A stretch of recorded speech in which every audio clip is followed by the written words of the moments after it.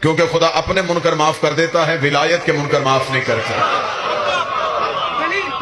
دلیل دینے لگا ہوں سرکار خان صاحب، خدا اپنے معاف کر دیتا ہے، حجت کے منکر معاف نہیں کرتا۔ خدا نے کہا ابلیس سے کر آدم کو سجدہ، اس نے کہا میں سجدہ نہیں کروں گا۔ خدا نے کہا فخرج لعنت الی یوم الدین، نکل جا میرے دربار سے، تجھ پر قیامت تک کے میری لعنت ہے، میرے دربار سے فوراً نکل جا، اسی وقت نکل جا۔ بارگاہ پروردگار کے دروازے پہ کھڑے ہو کے قرآن ابھی ممبر پہ لے کے ابلیس نے صدا دی، اس نے کہا میں نے تجھے اتنے سجدے کیے، تیری اتنی نمازیں پڑھی، تیری اتنی تسبیحیں کی، کسی ایک سجدے کا اجر، کسی ایک نماز کا اجر، کسی ایک تسبیح کی قیمت، جس پہ گرمی کا اثر نہیں، وہ بندہ سر اٹھائے گا اور میرے ساتھ بولے گا، جس کے سینے پہ ولایت علی ماں کا دودھ اور باپ کا خون بن کے رقص کر رہی ہے، اس کی آنکھوں میں ولایت علی کی چمک اور چہرے پہ حب علی کی مسکراہٹ ہونی چاہیے۔ ابلیس نے بارگاہ پروردگار کے دروازے پہ کھڑے ہو کے کہا ایک آدم کو سجدہ نہیں کیا، تجھے تو کرتا ہوں، اسے سجدہ نہیں کرتا، تجھے تو کرتا ہوں۔ خدا نے کہا فوراً نکل جا، فوراً میرے دربار سے نکل جا، میرے اللہ تو غفار الذنوب ہے، ستار العیوب ہے، گناہوں کو معاف کر دیتا ہے، غلطیاں بخش دیتا ہے، اس کے گناہ کی معافی دے دے، اس کی غلطی کو بخش دے۔ یہ تجھے مانتا ہے، اسے نہیں مانتا، تجھے مانتا ہے، اسے نہیں مانتا۔ خدا نے کہا آج میں اسے کسی صورت میں اس لیے معاف نہیں کر سکتا، حجت بھی پہلی ہے، منکر بھی پہلا ہے، حجت بھی پہلی ہے، منکر بھی پہلا ہے۔ اگر آج اسے معاف کر دیا، کل کو بڑے بڑے منکر اعمال کے ٹوکرے اپنے سروں پہ اٹھا کے میرے دروازے پہ کھڑے ہو کے کہیں گے چھوڑ حجت کو، ہماری نمازیں دیکھ، ہمارے روزے دیکھ، ہمارے حج دیکھ، ہمارے تقوی دیکھ، ہماری تسبیحیں دیکھ، ہمارا بڑا ہونا دیکھ۔ میں اس کے گلے میں لعنت کا توق ڈال کے دنیا کو بتا رہا ہوں میں اپنے معاف کر دیتا ہوں، حجت کے معاف۔ میں ممبر پہ دلیل دے کے جاؤں گا، قرآن سے دلیل دے کے جاؤں گا۔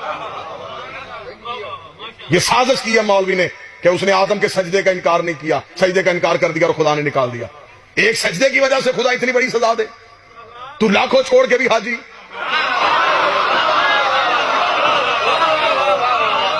صرف اس نے ایک سجدہ نہیں کیا اور خدا نے اٹھا کے بھگا دیا۔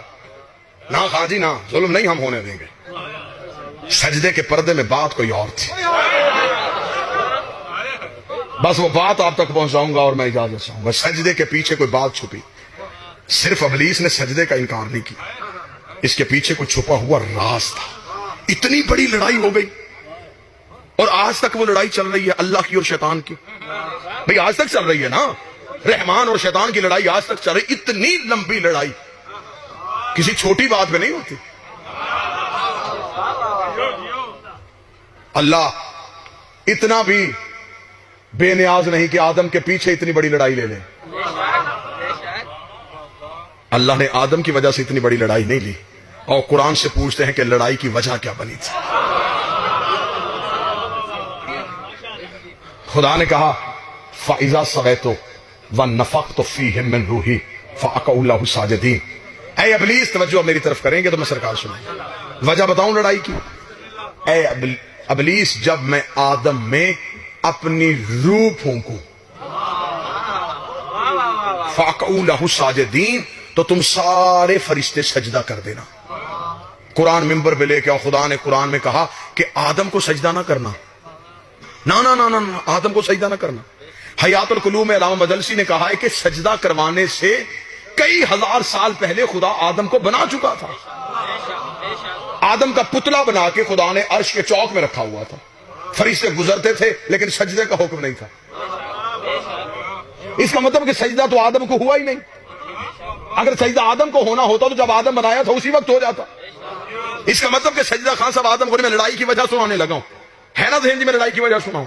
اس کا مطلب کہ سجدہ آدم کو نہیں، خدا نے کہا جب میں آدم میں اپنی روح پھونکوں پھر سجدہ کر دینا۔ اس کا مطلب کہ سجدہ آدم کو نہیں، سجدہ روح کو ہوا تھا، انکار آدم کا نہیں، انکار روح کا ہوا تھا۔ میں نتیجہ نہیں، میں جگر نکال کے تمہارے ہاتھ پہ رکھنے لگا اور عدل کا ترازو تمہارے ہاتھ میں دینے لگا ہوں، اور میں نے پہلے جملہ کہہ دیا تھا کہ تمہارے شہر کے چہرے پہ کچھ ناحق داغ ہیں، کچھ ناحق دھبے ہیں، وہ دھبے میں مٹانے کے لیے آیا ہوں، تائید مجھے آپ کی چاہیے، وہ داغ میں مٹانا چاہتا ہوں۔ اس ویڈیو کے ذریعے سے یہ مجلس پوری دنیا میں دیکھی جا رہی ہے، کم از کم پوری دنیا میں جہاں جہاں جس شہر جس گلی محلے میں بیٹھا ہوا کوئی مومن اس مجلس کو سن رہا ہوگا، اسے پتا ہوگا کہ سرگودا میں عقیدہ پڑھا بھی جاتا ہے، عقیدہ سنا بھی جاتا ہے، عقیدے میں لوگ بولتے بھی ہیں، عقیدے کی تائید بھی کرتے ہیں، تمہارے ہاتھ گواہی کے طور پہ ولایت علی کے مقدمے پہ درج ہو جائیں گے. خدا نے کہا جب میں آدم میں اپنی روح پھونکوں تب سجدہ کر دینا. اس کا مطلب کہ سجدہ آدم کو نہیں, سجدہ اس روح کو ہوا تھا. انکار آدم کا نہیں, انکار اس روح کا ہوا تھا. قرآن منبر پہ لے گیا, مولوی کا گریبان میرے ہاتھ میں دے, میں قرآن سے اسے نکال کے دکھاؤں. پہلے قرآن سے پوچھ یہ روح ہے کیا؟ آواز پروردگار ہے میرا حبیب تجھ سے پوچھے گا یہ روح کیا ہے؟ کہہ دینا وقل روح من امر ربی,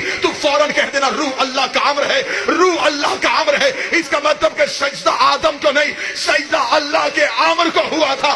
انکار آدم کا نہیں, انکار اللہ کے امر کا ہوا تھا. کس منہ سے علی کو نماز سے نکالے گا؟ وہ ایک امر کا انکار کر کے لعنتی بن گیا, تو پورے اولے الامر کا انکار کرا. معصوم نے فرمایا نحن امر اللہ,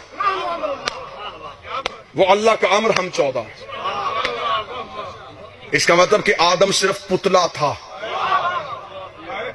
سجدہ اس روح کو ہوا تھا جو آدم میں تھی. وہ روح تھی اللہ کا امر.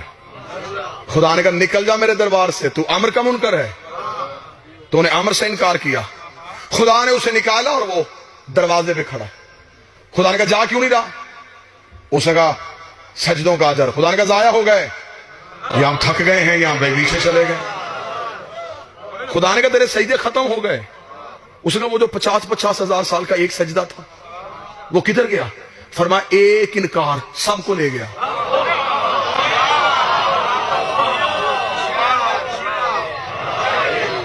پچاس ہزار سال کا حیات القلوم علامہ مجلسی نے لکھا, 50,000 سال کا یہ ایک سجدہ کرتا تھا. 50,000 سال تک سجدے میں پڑا رہتا. خدا نے کہا گئے تیرے سجدے, ختم ہو گئے تیرے سجدے, اس لیے کہ تو نے امر کا انکار کر دیا. توجہ میری طرف کی, میں چھوڑنے لگا. خان صاحب سے میرا وعدہ ہے, انہوں نے بھی آگے حاضریوں پہ جانا ہے, صرف 2 منٹ اور سن لینا. یہی وجہ تھی. 50,000 سال کا ایک سجدہ اور خدا نے نکال دیا. جی بسم اللہ. 50,000 سال کا سجدہ خدا نے ایک لمحے کے لیے نکال دیا. تو 5 نمازیں پڑھ کے علی کو بھونک رہا ہے.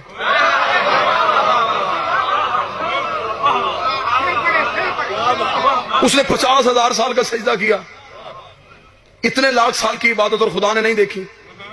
تو 5 نمازیں 15 منٹ کی عبادت کر کے علی کو بھونک رہا ہے کہ میں علی کا منکر ہو کے نمازیں پڑھ کے اللہ کے ساتھ بخشش کی شفاعت لے لوں گا. خدا نے کہا فوراً نکل جا. اس نے کہا پھر ٹھیک ہے, اگر میری اور تیری دشمنی اسی وجہ سے ہوئی ہے نا تو پھر ٹھیک ہے, پھر مجھے مہلت دینا, میں مقابلہ کروں گا. خدا نے کہا مقابلہ کیا کرے گا؟ لوگوں کو نمازیں چھڑوائے گا, روزے تلوائے گا, حج سے نکالے گا, میرا کعبہ گرائے گا. میرا مقابلہ تو کر کیسے سکتا ہے؟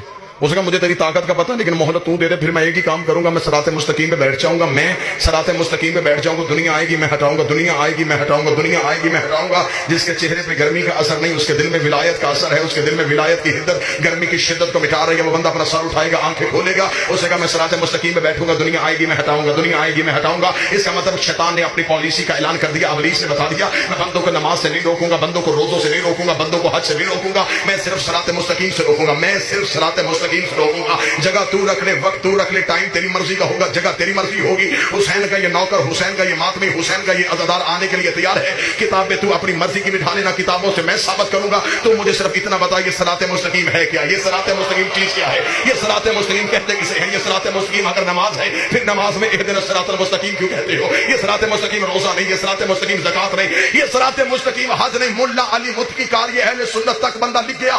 کنز المال کے صفحہ نمبر 258 کے مدینے کی مسجد میں ایک بندے نے آگے نبی سے پوچھا یا رسول اللہ ما ھذا صراط مستقیم, یہ صراط مستقیم کیا؟ ابھی نبی نے بولے تھے. یہ مسجد کے دروازے پہ ابو طالب کا بیٹا علی آ گیا. رسول نے اپنی دائیں ہاتھ کی انگلی کو علی کی جانب بڑھا کے کہا ھذا علی صراط مستقیم, یہ میرا علی صراط مستقیم ہے.